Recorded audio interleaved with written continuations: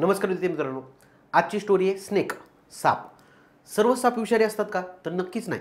भारतामध्ये बहुतांश जाती ह्या बिनविषारी आहेत. आजगर, धामण, ज्याला पायथन आजगरला म्हणतो, धामण म्हणजे रॅट स्नेक, हे सगळे बिनविषारी साप आहेत. विषारी सापाच्या प्रमुख 4 जाती भारतात आढळतात.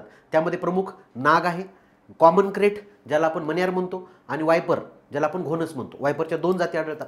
या सर्व 4ही जाती वेगवेगळ्या पद्धतीचं विष निर्माण करतात. सापाचं विष हे त्यांच्या लाळेमध्ये असतं. जसं की आपल्या चेतासंस्थेवर हल्ला करणारा न्यूरोटॉक्सिक साप नाग आणि मण्यार, तसेच आपल्या रक्तावर हल्ला करणारा म्हणजेच हिमोटॉक्सिक हृदयावर हल्ला करणारा तो म्हणजे वायपर. तसेच काही सी स्नेक्स असतात, समुद्रातले साप, ते मात्र मायोटॉक्सिक असतात, म्हणजे त्यांचं विष स्नायूवर चढत असतं. या सर्व सापांच्या दंशाचं आपल्याकडे एकच विनोम आहे, जे घोड्यापासून मिळवतो, दॅट इज घोड्याचे अँटीबॉडीज, दॅट इज अँटीविनोम किंवा अँटीडॉट. ह्या 4ही सापासाठी आपल्याकडं वापरलं जातं. थँक्यू.